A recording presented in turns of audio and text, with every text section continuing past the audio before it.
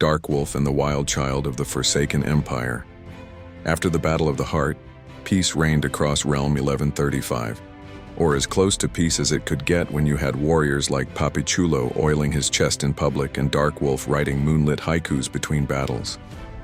The Forsaken Empire had grown stronger than ever, and at its center stood its most unlikely power couple, Darkwolf and Papichulo. Together they were unstoppable, part legend, part romance novel, and part chaos. But their story was far from over. The wild child appears one foggy dawn as Papichulo was bathing in the sacred hot spring, shirtless obviously. A strange sound echoed through the forest. A small boy came running out of the trees covered in mud, swinging a stick like it was Excalibur. He shouted, "Face me, you shiny bear man!" Papichulo froze mid-flex.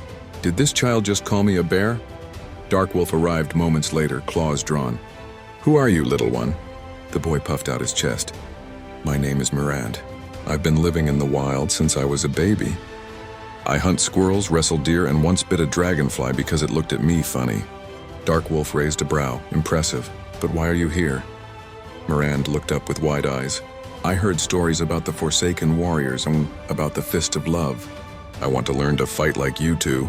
Papichulo's eyes sparkled. He's got spirit, Darkwolf. Reminds me of you, just smellier." And that's how Mirand, the wild child of the woods, was adopted into the Forsaken family. Darkwolf took the boy under his wing, teaching him the ways of the blade, the claw, and the art of brooding dramatically under moonlight. Papichulo, of course, handled the emotional side of training, through his infamous Fist of Love boot camp. It involved slow-motion sparring, synchronized flexing, and motivational speeches about passion and chest hair density. Mirand struggled at first. He often chased butterflies mid-battle, tried to bite his own sword, and once accidentally set the barracks on fire by rubbing 2 rocks together to see what would happen. Shizumura sighed every day. "We were once an empire feared across the realms. Now we're a daycare with swords." But slowly Mirand began to shine. He learned discipline, he learned respect. And most importantly, he learned that love and strength could coexist. Just when peace seemed certain, news spread across the land. A.M.K. Wolf, the rainbow poet of Realm 1135, was returning from his Year of Feelings retreat. He rode into Forsaken territory on a horse draped in glitter, shouting, "Son, I've come to meet my grandson." Darkwolf groaned. "He's not your grandson, father. He's our adopted son." Wolf ignored him, swooping Mirand into a dramatic hug. "Child, you have my cheekbones and his attitude. You must write poetry with me." Mirand blinked.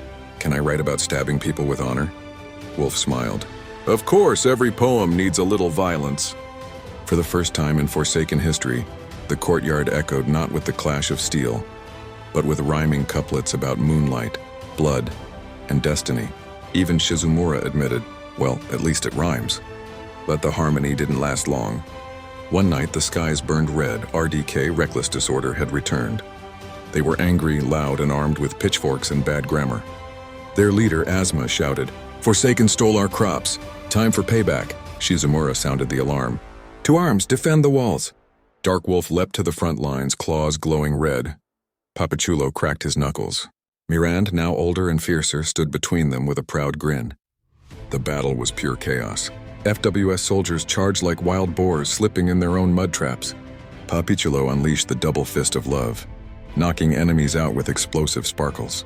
Darkwolf went full beast mode, howling so loud it shattered helmets. And Mirand, the wild child, unleashed his own secret technique, the Stick of Doom, a move that combined every clumsy mistake he ever made into one perfect strike. When the dust settled, the farmers with sticks had surrendered and asked for hugs. Darkwolf, bloodied but smiling, looked at his family. "You did well, Mirand." Papichulo kissed him on the cheek. "You make your dads proud, little wolf." Mirand grinned. "Can I howl now?"